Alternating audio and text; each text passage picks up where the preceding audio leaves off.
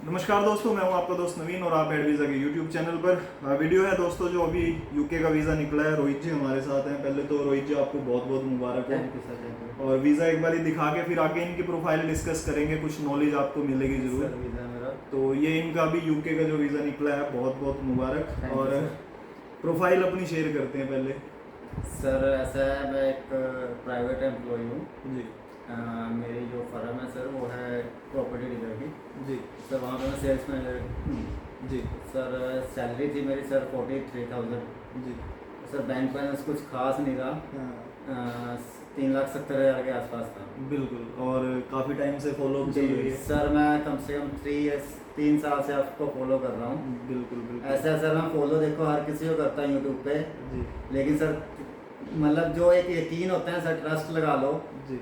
वो सर आप ही के ऊपर बना हुआ था। बहुत बहुत थैंक यू। मेरे लिए तो सर ये था कि यूके का वीज़ा अगर कोई निकाल सकता है तो आप ही निकाल सकते हो, मेरा और कोई निकाल ही नहीं सकता। जी आपका बहुत बहुत धन्यवाद है। अभी वो जो बैलेंस की बात इन्होंने बताई है, कुछ लोग मुझे पूछते हैं भाई बैलेंस कितना होना चाहिए कितना नहीं। इनका 3.5 लाख ऐसे केसेस मेरे पास बहुत हैं जिनका 3 और 3.5 मतलब 3 और 4 के बीच में थे, जिनके वीज़े निकले हुए हैं। तो अगर स्टेटमेंट सही मेंटेन हो जी सर। तो फिर निकल सकता है कुछ। सर मैं आपको एक बात और बताऊं कि लेकिन यही है कि सर एक विश्वास होता है, जी ठीक है ना, जो मैंने आपके ऊपर गेन किया बिल्कुल। उसके कि लिए मुझे ये धन्यवाद। पता था कि एक दिन ये आप मेरा वीज़ा निकलवाएंगे, चाहे कहीं का भी निकलवा के दें। जी बहुत बहुत थैंक यू। शेनेगन का थोड़ा मुश्किल इसलिए होता है क्योंकि वहां पर उनको आप बता नहीं सकते, जी। जस्टिफिकेशन का कोई वो नहीं है कि सर आप। प्रोफाइल सर मेरी सेम थी, सेम है। सेम प्रोफाइल पे ही शेंगन यूज कर रहा और सेम पे ही वीजा वीजा आया दे रहा है। वो अभी रिसेंटली जो कहाँ का शेनेगन का आया था रिव्यूज, है। चेक रिपब्लिक का था। चेक रिपब्लिक का रिव्यूज आया। उसके बाद हमने यूके का डाला कि यूके का डालते हैं क्योंकि यूके का आया। अब दोबारा यूके के बाद फिर शेनेगन की जी कोशिश सर। करेंगे हम जी। लोग, क्योंकि ये है कि एक बार जाना है तो घूमते हुए जाएंगे, वो चीज़ इकट्ठी हो जाती है। आप लोगों को यही कहूँगा भाई, शेनेगन अकेले के लिए थोड़ा मुश्किल है। मेरे शेनेगन के बहुत निकले, अभी 2 और ये पड़ा हुआ है, रिसेंटली एक और है। चलो मैं दिखा रहा हूँ आपको। ये हस्बैंड वाइफ का ग्रीस का है, बिल्कुल अभी लेटेस्ट निकला है, ठीक है। तो अगर कपल में आप अप्लाई कर रहे हैं तो वो बहुत इजी हो जाता है, या फिर आपके पास एक अच्छा वीज़ा जैसे यूके का वीज़ा है, फिर हम आगे अप्लाई करें तो भी इजी हो जाता है। डायरेक्ट मत डालना शेनेगन, उसमें चांसेस कम हो जाते हैं। कपल है तो जरूर डाल लेना, उसमें चांसेस बढ़ जाएंगे। अभी हमने नया चीज़ शुरू किया है, वो हम पेड इवेंट्स के साथ कर रहे हैं।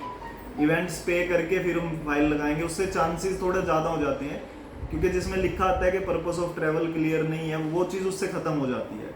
तो बाकी और कुछ सर्विस के बारे में आप कहना सर्विस के चाहेंगे? बारे में सर मैं यही कहूँगा कि अगर जिसको भी यूके का वीज़ा चाहिए स्पेशली, जी जी। वो पूरे इंडिया के अंदर नवीन सर के पास ही आए Thank you। और इन्हीं से वीज़ा लगवाए। चलो एक और दिखा क्योंकि रहे सर मैंने एक चीज़ नोटिस ये भी की है, आपने ना काफ़ी टर्नओवर करवाया है हाँ कि अगर ये हो जाए ना बंदे का रिफ्यूज़ भी हो रहा है तो आपके पास इतनी काबिलियत है कि आप ओवरटर्न करवा सकते हो। अब ओवरटर्न के ऊपर ही मैं दूसरा दिखाता हूँ आपको। ये है मोहम्मद इरशाद भाई हैं, ये गुजरात से हैं और ये लगभग मेरे साथ जुड़े हुए हैं। मैंने इनका न्यू ईयर के लिए शायद ट्रैवल प्लान डाल के किया था, तो इनका रिफ्यूज़ आया था। उसके बाद मैं तब से लड़ रहा था और अब जाके इनका ओवरटर्न होने के बाद इनको पासपोर्ट पे स्टिकर लग के वापस आया है। ये पासपोर्ट अभी मैंने जो आपको दिखाया, ये रिफ्यूज़ल केस हुआ था, मेरा ही केस था, मैंने इसको डाला था। तो 5 महीने 6 महीने ज़रूर लगे हैं मुझे, लेकिन वीज़ा मिल गया मेरे लिए, वो बड़ी बात होती है। दिखाने को तो मैं और भी दिखा सकता हूँ, मेरे पास और भी हैं। जिस फ़ोन से वीडियो बना रहा हूँ उसी के अंदर मेल है, तो वहाँ पे भी मैं आपको दिखा दूंगा कि अभी रिसेंटली 2 पासपोर्ट्स और मंगवा लिए हैं।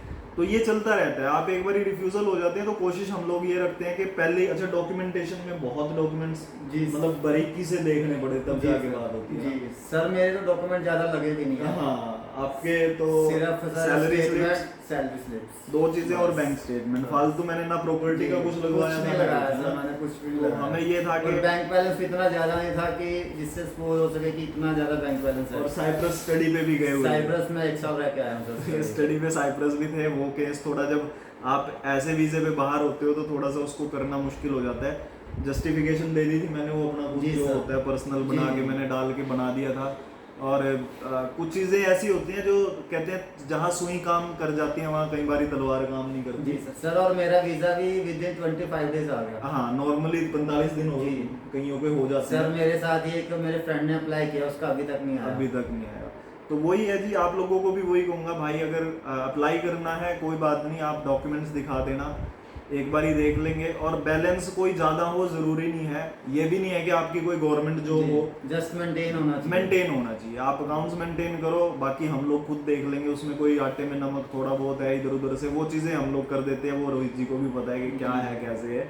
बाकी रोहित जी आपका फिर से बहुत बहुत धन्यवाद, आपने ट्रस्ट किया, थैंक यू।